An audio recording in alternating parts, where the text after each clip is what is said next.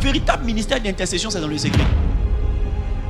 Lorsque tu considères qu'une église est ton église, tu investis ta prière pour qu'elle soit la meilleure église. Prier pour les leaders, c'est intercéder pour l'église. Ton rôle n'est pas de critiquer les frères, mais de prier pour les frères. Jacques 5, verset 16. Confessez donc vos péchés les uns aux autres. Priez les uns pour les autres, afin que vous soyez guéris. Car la prière fervente du juste a une grande efficacité. C'est une bonne éducation et un signe de maturité que de pouvoir écouter la confession de quelqu'un et puis garder le regard. Gardez ça dans ton cœur. Et puis priez pour la personne. Il dit priez maintenant les uns pour les autres. Quand quelqu'un se confesse, c'est pas pour aller faire guérir. C'est pour prier pour lui. Écoutez, chacun de nous a quitté le monde avec des cicatrices terribles. Chacun de nous a quitté le monde même avec des plaies qui ne sont pas encore fermées. C'est la prière des frères qui va boucher la plaie. L'église est le tribunal le plus ouvert du monde. On se juge, on se condamne. Il ne faut pas que quelqu'un tombe devant toi. Ce que tu fais en secret, personne ne sait là. Si quelqu'un tombe devant toi, tu vas mettre ta bouche dedans. C'est pour toi qu'on n'a pas encore vu. Ça dit, tu dois être vrai. Quand tu as l'esprit de vérité en toi,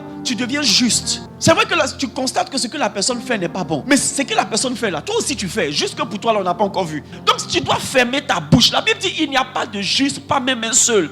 De la même manière que tu veux qu'on prie pour toi, quand on te trouve en position de faiblesse, prie aussi pour quelqu'un. Et souvent, même lorsqu'on le fait, on veut faire de la fanfaronnade autour. On veut tirer toutes les sonnettes autour pour dire, c'est moi qui prie pour toi. C'est moi qui prie pour toi. Le véritable ministère d'intercession, c'est dans le secret. Parce que la plupart de tes combats sont secrets. Paul dit, je vous envoie Timothée. Parce qu'au milieu de tous les gars qui sont dans l'église, je n'ai pas trouvé quelqu'un qui prenne votre situation à cœur. Est-ce que quelqu'un peut te parler de son sujet puis tu vas apprendre? Au-delà même de parler, vous savez souvent quand Dieu veut aider quelqu'un, il permet qu'on te surprenne en flagrant délit. Quand tu sais te cacher des hommes et que Dieu veut t'aider, il fait qu'on te découvre. Quand Dieu fait qu'on te découvre, ce n'est pas pour t'humilier, c'est pour que tu sois aidé. Vous savez, le jour où Dieu veut te juger là, il te tue. Est-ce que Dieu a un compte à rendre à quelqu'un pour quelqu'un qui l'a tué? Dieu n'a le compte à rendre à personne. Mais s'il permet que malgré le fait que tu sois encore en vie, on t'a attrapé dans le couloir noir, c'est pour qu'on t'aide.